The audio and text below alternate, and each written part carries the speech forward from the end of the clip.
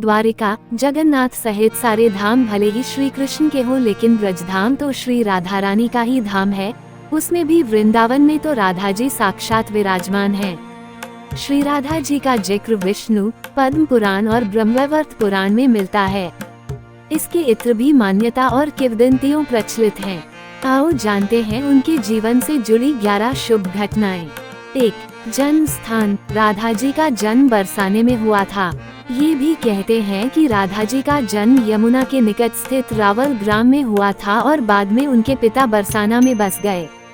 2. जन्म तिथि। पुराणों के अनुसार भाद्रपद की अष्टमी तिथि को श्री कृष्ण का जन्म हुआ था और इसी माह की के शुक्ल पक्ष की अष्टमी को देवी राधा का जन्म भी हुआ था। 3. जन्म नाम। पद्म पुराण के अनुसार राधा वृषभानु नामक वैश्य गोप की पुत्री थी। उनकी माता का नाम कीर्ति था। उनका नाम वृषभानु कुमारी पड़ा। 4. प्रथम मिलन। दक्षिण में प्रचलित कथा के अनुसार श्री राधा ने भगवान श्री कृष्ण को तब देखा था जबकि माता यशोदा ने उन्हें औखल से बांध दिया था। श्री कृष्ण को देखकर श्री राधा बेसुध सी हो गई थी। उत्तर भारतीय मान्यता अनुसार कहते हैं कि वो पहली बार गोकुल अपने पिता वृषभानु जी के साथ आई थी, तब श्री कृष्ण को पहली बार देखा था। कुछ विद्वानों के अनुसार संकेत तीर्थ पर पहली बार दोनों की मुलाकात हुई थी। 5. मुरली की धुन सुन बेसुध हो जाती थी। जय श्री कृष्ण ने अपने साथियों सहित एक दिन उन्हें रात में कैद से मुक्त कराकर उद्धव और बलराम सहित अन्य सखियों के साथ रात भर नृत्य किया था।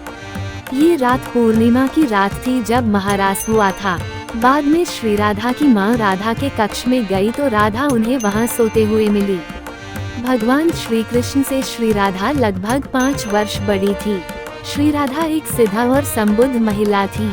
7. प्रेम की निशानी। भगवान श्री कृष्ण के पास एक मुरली थी जिसे उन्होंने राधा को छोड़कर मथुरा जाने से पहले दे दी थी। राधा ने इस मुरली को बहुत ही संभाल कर रखा था और जब भी उन्हें श्री कृष्ण की याद आती तो वह यह मुरली बजा लेती थी।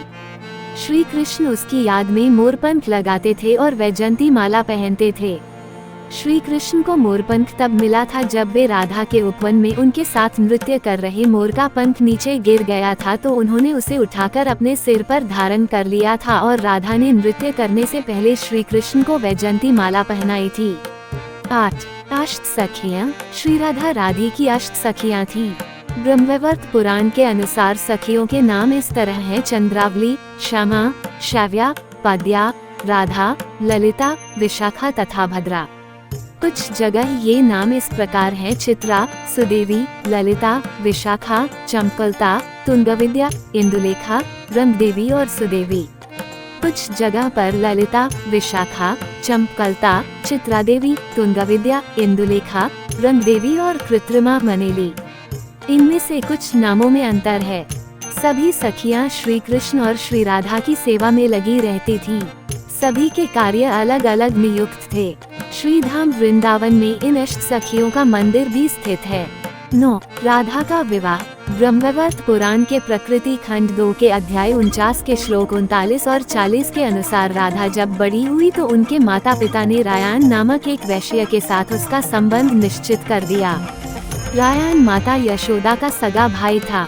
10. उद्धव भी हुआ राधा में। मथुरा जाने के बाद राधा और कृष्ण का कभी मिलन नहीं हुआ। हाँ, उद्धव जरूर सखा श्री राधा और गोप गोपियों को ज्ञान की शिक्षा देने गए थे ताकि वे श्री कृष्ण की भक्ति को छोड़कर निराकार प्रभु के सत्य का जाने, लेकिन राधा को स्वयं लक्ष्मी थी और सिद्ध थी। उनके प्रभाव के चलते ज्ञान ध्यान को छोड़कर उद्धव ही भक्ति में पागल हो चले थे। 11. श्री राधा का देहांत। कहते हैं कि इसके बाद श्री राधा और श्री कृष्ण की अंतिम मुलाकात द्वारिका में हुई थी।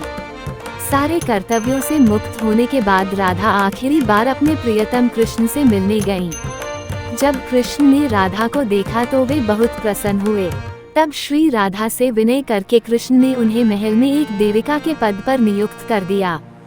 फिर राधा महल से दूर एक जंगल के गांव में रहने लगी और जब अंत समय आया तो श्री कृष्ण ने उनसे कहा कि कुछ मांग लें, लेकिन राधा ने मना कर दिया।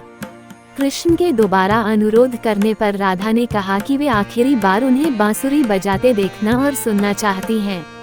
श्री कृष्ण ने बांसुरी ली और बेहद सुरीली धुन में बजाने लगे।